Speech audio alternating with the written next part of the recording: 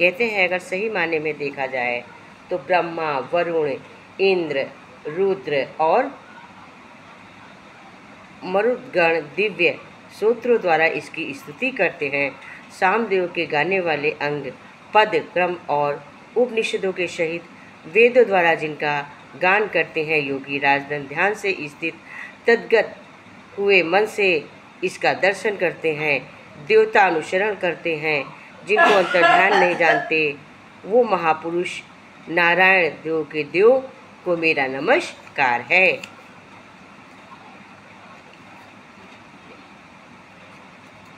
कहते हैं जिनकी आकृति अतिशय शांत है, जो शेषनाग की शैया पर शयन किए हैं, जिनकी नाभि से कमल है, जो देवताओं के भी ईश्वर और संपूर्ण जगत के आधार हैं,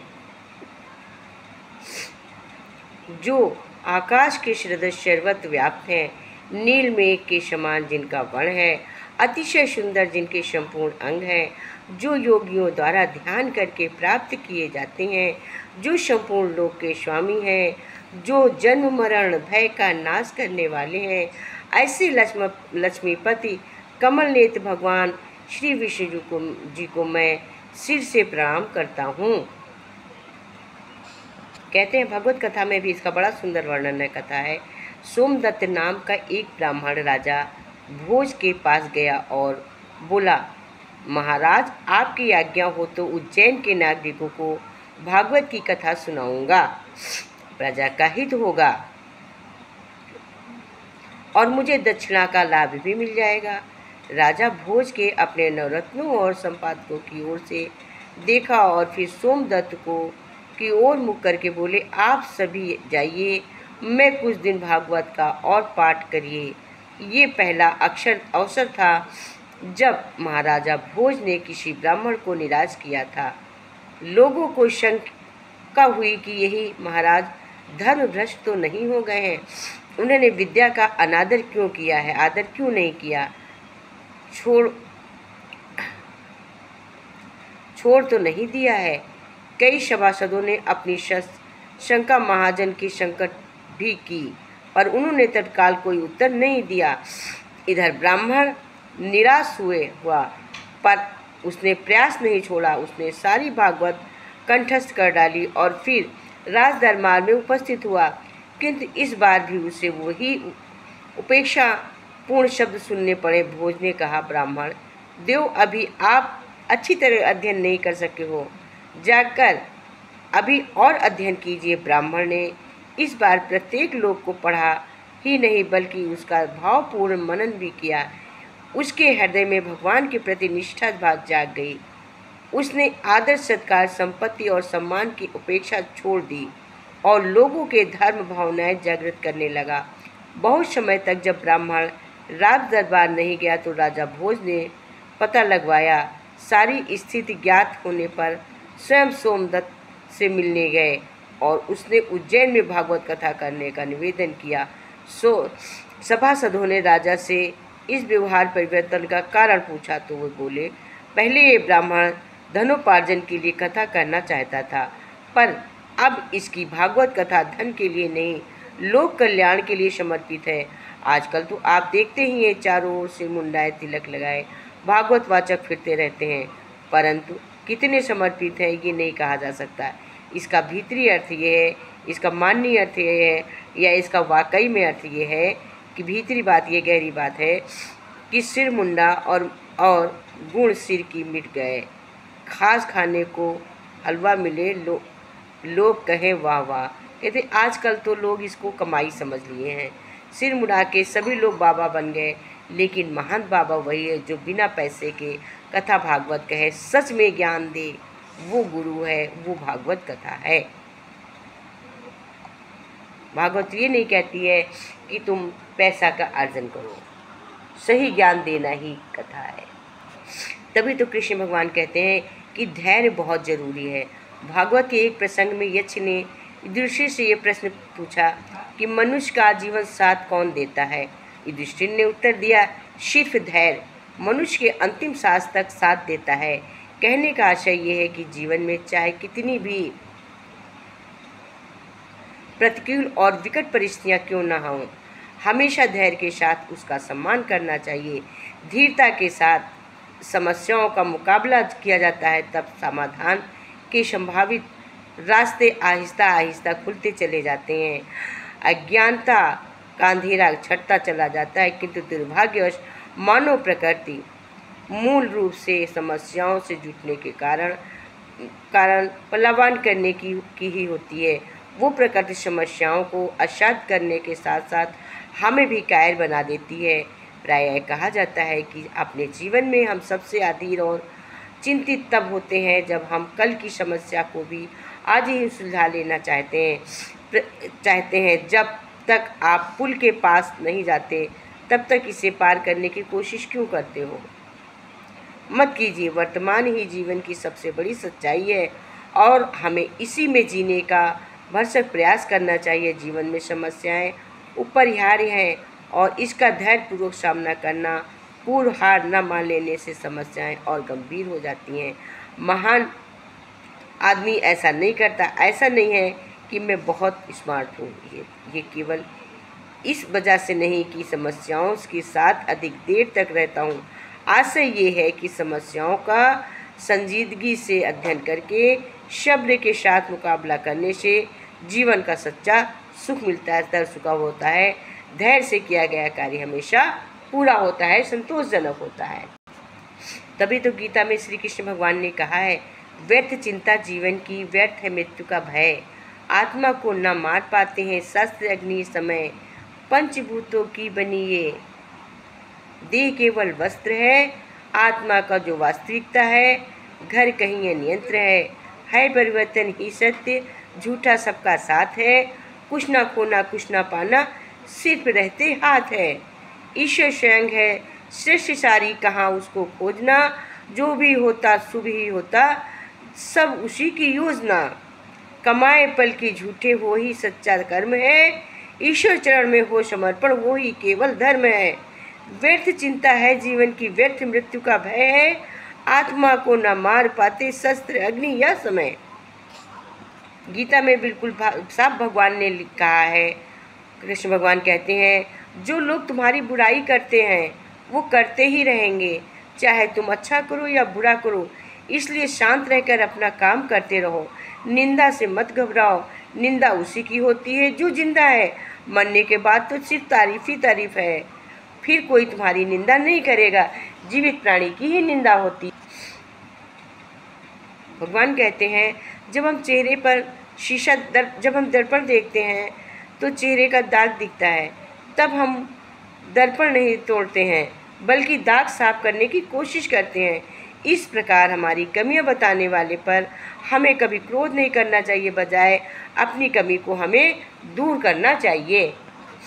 ऐसे ही कहते हैं कि एक शिष्य ने कहा, गुरुदेव, एक व्यक्ति ने आश्रम में एक गाय दान की है। गुरु ने कहा, चलो अच्छा है, दूध पीने को मिलेगा। एक सप्ताह के बाद शिष्य फिर आकर बोला, गुरुजी, जिसने गाय दान की थी वो अपनी गाय वापस ले गया है। गुरुजी ने कहा, चलो बहुत ही अच्छा है, गोबर उठाने का झंझट से मुक्ति मिल गई। तात्पर्य मतलब ये है कहने का कि व्यक्ति हर हाल में राजी हो, उसे कोई दुख कैसे दुखी कर सकता है। परिस्थिति बदले तो बदले, अपनी मन स्थिति को बदल लो, बस दुख सुख में बदल जाएगा। सुख दुख आखिर मन के ही तो हैं, समीकरण है। बस हमारा दृष्टिकोण सकारात्मक होना चाहिए। हम अपने दृष्टिकोण को नकारात्मक न करें, हमारा दृष्टिकोण सकारात्मक होना चाहिए। जब हमारे भाव सकारात्मक होंगे तो हमें सभी चीज़ें सकारात्मक ही दिखेंगी। हम अपने भाव को बदलें, हम अपनी सोच को बदलें, ना कि हम इंसान को बदलें। कहते हैं, हम जब भक्ति भाव में हैं तो हम अपने भाव को बदलें, हमें दूसरे से मतलब नहीं। कहते हैं, एक व्यक्ति बहुत परेशान था। उसके दोस्त ने उसे सलाह दी कि कृष्ण भगवान की तुम पूजा शुरू कर दो। उसने एक कृष्ण भगवान ले आया और मूर्ति लाकर घर में रख ली। उसकी पूजा करना शुरू कर दिया। कई साल बीत गए लेकिन उसे कोई लाभ नहीं हुआ। एक दिन दूसरे मित्र ने कहा, तू काली माँ की पूजा कर, जरूर तुझे लाभ दुख दूर करेंगे। अगले दिन वो एक काली की मूर्ति ले आया। माँ की कृष्ण भगवान की मूर्ति मंदिर के ऊपर बने टाल पर रख दिया और काली माँ की मूर्ति मंदिर में रखकर पूजा शुरू कर दी।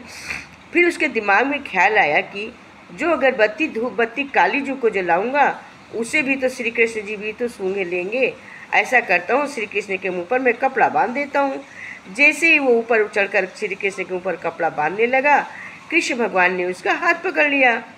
वो हैरान हो गया और भगवान से पूछा, इतने वर्षों से पूजा कर रहा था, आपने हम प्रकट नहीं हुए, आज कैसे प्रकट हो गए? भगवान ने बड़ा प्यारा सुंदर सा उत्तर दिया। भगवान बोले, श्री कृष्ण ने समझाते हुए कहा, आज तक तू एक मूर्ति समझकर मेरी पूजा करता था, आज तुझे ये एहसास हुआ कि श्री कृष्ण मेरी खुशबू सूंघ लेंगे, तो मैं इसलिए प्रकट हुआ कि आज तुमने हमको एक जीता जाता हुआ प्रमाण समझा। अभी तक तुम मेरी मूर्ति समझ रहे थे, इसलिए आज मैं प्रकट हो गया। तो कहते सच्चे मन से जब करोगे तभी तो भगवान प्रकट होंगे। तभी तो कृष्ण भगवान बार बार ये बात कहते हैं कि जो हुआ अच्छा हुआ, जो हो रहा अच्छा हो रहा, जो होगा अच्छा होगा। जो तुम्हारा क्या है जो तुमने रोते हो, तुम क्या लाए थे जो तुमने खो दिया, तुमने क्या पैदा किया जो नष्ट किया, तुमने जो लिया यहीं से लिया, जो दिया यहीं पे दिया। जो आज तुम्हारा है कल किसी और का होगा, कल किसी और का होगा, परसों किसी होगा। ये संसार ही परिवर्तन का नियम है, आप इसमें क्यों भरमते हो? कहते तभी तो कहते हैं भी भक्ति जब हम भोजन में प्रवेश करती है तो भोजन प्रसाद बन जाता है, और भक्ति जब भूख में प्रवेश करती है तो भूख को व्रत बना देती है। भक्ति जब पानी में आती है तो चरणामृत बना देती है। भक्ति जब सफर में प्रवेश करती है तो तीर्थ यात्रा बना देती है। भक्ति जब संगीत में प्रवेश करती है तो कीर्तन बना देती है। भक्ति जब घर में प्रवेश करती है तो घर को वो मंदिर बना देती है। लेकिन भक्ति जब कार्य में प्रवेश करती है तो कार्य को कर्म बना देती है। भक्ति जब क्रिया में प्रवेश करती है तो हमारी क्रिया को सेवा बना देती है। परंतु भक्ति जब हमारे व्यक्ति में प्रवेश करती है तो व्यक्ति को भगवान बना देती। इसीलिए कहते भक्ति सच्चे मन से प्रेम से करनी चाहिए। तभी तो कहते हैं जो हम सच्चे मन से करते हैं वैसा ही होता है। जैसे एक औरत गरीब थी, वो बहुत परेशान थी, सत्संग जाती थी, तो उससे गुरु ने कहा कि तू परेशान रहती दौड़ा धूपी मत कर, तू किसी एक भगवान को पकड़ ले, उसको कहा कर कि जो भी कार्य किया कर उसको अर्पण कर दिया कर। उसने कहा अच्छा। उसने विष्णु भगवान को मान लिया और घर आकर औरत एक विष्णु भगवान की मूर्ति फोटो रख लिया, और रोटी खाने से पहले उनको आगे रोटी की थाली रखती और कहती विष्णु अर्पण। अगर पानी पीना तो कहती विष्णु अर्पण, जो भी करती विष्णु अर्पण विष्णु अर्पण। उस औरत की आदत सी हो गई विष्णु अर्पण कहती करती। अब जो भी करती विष्णु अर्पण पहले कहती, विष्णु अर्पण फिर काम करती। आदत इतनी पक्की हो गई कि एक दिन घर का कूड़ा इकट्ठा करके फेंकने गई, विष्णु अर्पण बोल दी। वहीं के पास से नारद मुनि जा रहे थे, उन्होंने जब देखा तो उस औरत को थप्पड़ मार दिया। विष्णु मारकर कहा विष्णु जी को कूड़ा अर्पण कर रही है। विष्णु जी के प्रेम में रंगी औरत थप्पड़ मारते ही बोली विष्णु अर्पण। अब तो नारद जी को दूसरे गाल पर थप्पड़ मारते हुए कहा थप्पड़ भी विष्णु अर्पण। वो बोल रही है लेकिन वो औरत कहती रही विष्णु अर्पण। नारद जी को क्रोध आया और विष्णुपुरी चले गए। वहाँ देखते हैं कि विष्णु जी के दोनों गाल पर उंगलियों के निशान बने हैं। पूछने लगे भगवान ये क्या है, आपके चेहरे पर ये निशान कैसे? विष्णु जी बड़े मुस्कुराए और बोले नारद थप्पड़ मारते हो फिर पूछते हो ये क्या है? नारद जी बोले प्रभु मैं आपको थप्पड़ कैसे मार सकता हूँ? विष्णु जी बोले नारद जिस औरत ने कूड़ा फेंकते हुए कहा विष्णु अर्पण और तूने उसे थप्पड़ मारा, फिर उसने विष्णु अर्पण कहा तो उसने दोबारा थप्पड़ मारा, तो वो मेरा नाम विष्णु अर्पण कह रही थी, तो जब तुम उसको थप्पड़ मारोगे तो थप्पड़ मेरे ही तो लगेगा। कहते जब हम कोई काम सारा प्रभु का नाम लेके करेंगे तो प्रभु ही तो उसको कार्य को कर रहे हैं। अब वो अच्छा हो या खराब, जो भी मेरा नुकसान करेगा, जो भी मेरा भला करेगा वो प्रभु के लिए कर रहा, मेरे मन में बैठे प्रभु कर रहे हैं। जो मेरे लिए उसमें बीजा, जो मेरे लिए उसको नकारात्मक में डालेगा, मेरे लिए खराबी करेगा, मेरे दोष निकालेगा, हमको परेशान करेगा, तो भगवान उसको वैसा ही करेंगे। वो क्यों? भगवान देख रहे हैं। जब भगवान ने उसके थप्पड़ सह लिए तो भगवान को देख रहे हैं कि हम क्या करते हैं और कोई मेरे साथ क्या करता है। इसलिए हर कार्य को करने के पहले भगवान को नमन करना चाहिए, भगवान को झुकना चाहिए, भगवान को प्रणाम करना चाहिए। एक थे राम जी महाराज। वे बिहार के राम जी महाराज बड़े महात्मा हुए। वे दूल्हा राम के उपासक थे। वहाँ कोई बारात देखने आए, उस दूल्हे को देख लेते थे तो छाता लेकर दौड़ते और दूल्हे के ऊपर छाता लगाकर उसके पीछे पीछे चलते। वे राम विवाह के आगे की ही रामायण नहीं देखते थे। वे कहते थे कि मैं राम का वनवास इत्यादि नहीं देखना चाहता हूँ, मैं तो राम को महल में ही देखना चाहता हूँ, उसके आगे के राम से मेरा मतलब ही नहीं है। तो ये हुए राम का अनन्य भाव, राम के प्रति इतना प्रेम कि मैं उनको वनवास देखते नहीं जा सकता, मैं सीताराम को आगे क्या हुआ नहीं देख सकता, मैं उनको केवल और केवल सिंहासन पर ही बैठे देख सकता। तो जो प्रभु को केवल सिंहासन पे देखेगा तो प्रभु उसको भी तो सिंहासन पे रखते। इसको कहते राम के प्रश्न अनन्य भक्ति। भगवान कहते हैं अच्छे संस्कार होने चाहिए। देखो, दोनों हाथों को ऊपर उठाकर कीर्तन सत्संग क्यों करते? भगवान कहते हैं सुनो। भगवान से किसी ने पूछा, हे भगवान दोनों हाथों उठाकर सत्संग क्यों किया? भगवान बोले, प्रभु एक भक्त से पूछा, हम लोग दोनों हाथों को ऊपर उठाकर सत्संग भजन इसलिए करते हैं क्यों, जबकि ये तो बिना हाथ उठाकर भी किया जा सकता। प्रभु बताते हैं कि बच्चा जब छोटा होता है तो वो अपनी माँ की गोद में सर रखकर घूमता है, हाथ उलाटता है।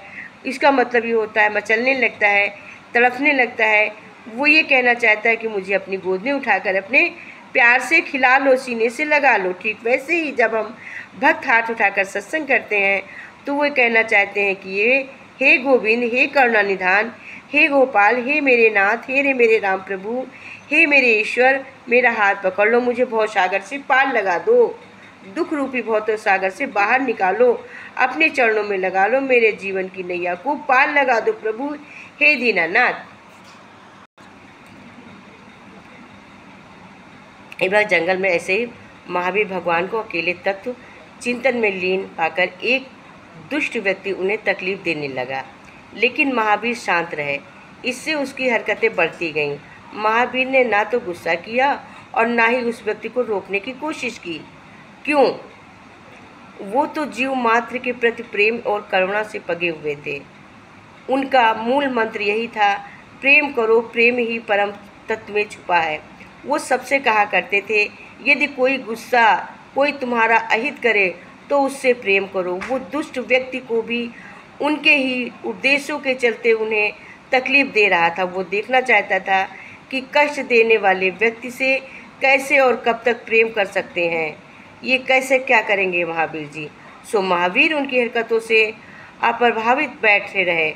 दुष्ट ने जब देखा कि उनके ऊपर कोई प्रभाव नहीं पड़ रहा है तो एक लकड़ी का टुकड़ा उनके कान में डालकर खुरच दिया।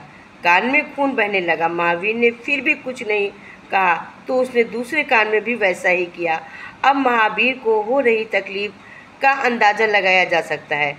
दुष्ट ने देखा महावीर की आंखों से आंसू निकलने लगे। ये देखकर वो बोला, मैंने तुम्हें इतना कष्ट दिया, तुम्हें पीड़ा नहीं हो रही है, पर तुमने मुझे क्यों नहीं रोका? महावीर मुस्कुराए और बोले, पीड़ा मेरे तन को नहीं, मेरे मन को हो रही है। दुष्ट व्यक्ति ने कहा, लेकिन घायल तो तुम्हारा कान हुआ है। महावीर जी ने कहा, नहीं, तन के विषय में मुझे नहीं मालूम, तुम्हें जो अच्छा लगे वही करो, परंतु तुमने जो कर्म किए हैं उसके लिए तुम्हें कितना कष्ट भोगना पड़ेगा, यही सोचकर मैं दुखी हो रहा हूँ। मेरी चिंता मेरा तन नहीं बल्कि तुम्हें मिलने वाला कष्ट है। मैं तुम्हारे बारे में सोच रहा हूँ, बेचैन हो रहा हूँ कि तुमने मेरे कान तो खुरच दिए हैं, मगर कल जो तुमको कितना कष्ट मिलेगा, क्योंकि मैं किसी का कष्ट नहीं देख सकता हूँ। अब तुम्हें बहुत कष्ट भोगना पड़ेगा। केवल मैं इसलिए दुखी हूँ कि तुम्हें कष्ट ना मिले। मेरा उद्देश्य है कि मेरे शरीर से किसी को कष्ट ना पहुँचे। ये मेरे शरीर से कष्ट पहुँचेगा कि मेरे कान से खून बहा, तुमने खुर्चा, कष्ट तुमको मिलेगा। मैं चाहता हूँ तुमको कष्ट ना मिले। तो उस मूर्ख व्यक्ति ने महात्मा बुद्ध के चरण छुए और बोला, धन्य हो महाराज, आज मेरी आंखें खुली। ऐसे ही कहते हैं हम कि हमें किसी को कष्ट नहीं देना चाहिए। जो हमें कष्ट न पहुँचाए, पीड़ा न दे, उसको हमें पीड़ा नहीं पहुंचानी चाहिए, नहीं देनी चाहिए। अज्ञान में हो जाने वाली पीड़ा को गीता भगवान में भी स्पष्ट लिखा है कि हम 100 बार माफ़ करते हैं, लेकिन जान कर को पहुँचाई गई पीड़ा को भगवान एक बार भी नहीं माफ़ करते हैं। जैसे कि गाय 100 गायों में अपने बच्चे को ढूंढ लेती, बछड़ा 1000 गायों में अपनी माँ को ढूंढ लेता है, उसी प्रकार से भगवान दुष्ट व्यक्ति को ढूंढ लेते हैं। उसके कर्मों का फल उसको अवश्य मिलता है। इसलिए हमें किसी के साथ किसी के शरीर को कष्ट नहीं देना चाहिए। छू कर मेरे जग मन को ओ किया तूने जो ये इशारा, छू कर मेरे मन को किया तूने जो इशारा, बदला ये जीवन बदला जग सारा, लगे जग प्यारा प्यारा, छूके मेरे मन को किया तूने जो इशारा, बदला ये जीवन बदला जग लगे सारा, जग सारा। जन्मों के बंधन से दिया तूने मुझे छुटकारा, जन्मों के बंधन से दी तूने मुझे छुटकारा, मुक्ति का ज्ञान देकर दूर किया अंधियारा, मुक्ति का मुझे ज्ञान देकर दूर किया अंधियारा।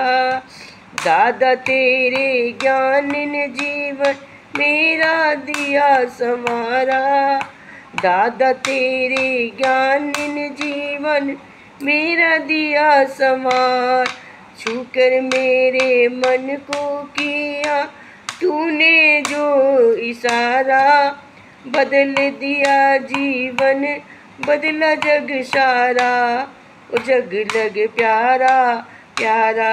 जब से सुनी वाणी मन मेरा, जब से सुनी वाणी मन मेरा बदला बदला, तेरे इन बचनों से मिटता चला गया मेरे मन का मैल, तेरे इन बचनों से मिटता चला गया मेरा मैल, खुद को मिटा कर पाऊँ प्यार तुम्हारा, मैं तो खुद को मिटा कर पाऊँ प्यार तुम्हारा, छू कर मेरे मन को किया तूने जो है इशारा, बदला ये जीवन बदला जग सारा, लगे प्यारा लगे प्यारा।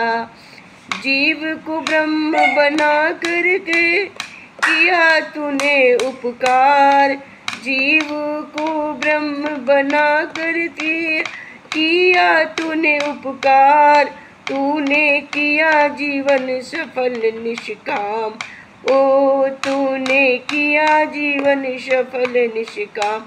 तू ही मेरा जीवन तू ही मेरा किनारा, तू ही मेरा जीवन है तू ही मेरा किनारा, छूकर मेरे मन को किया तूने जो है इशारा, छूकर मेरे मन को की तूने जो है इशारा, बदला ये जीवन जग सारा, बदला बदला बदला ये जीवन बदला जग सारा, लगे प्यारा जग प्यारा। बोलो गीता भगवान की जय।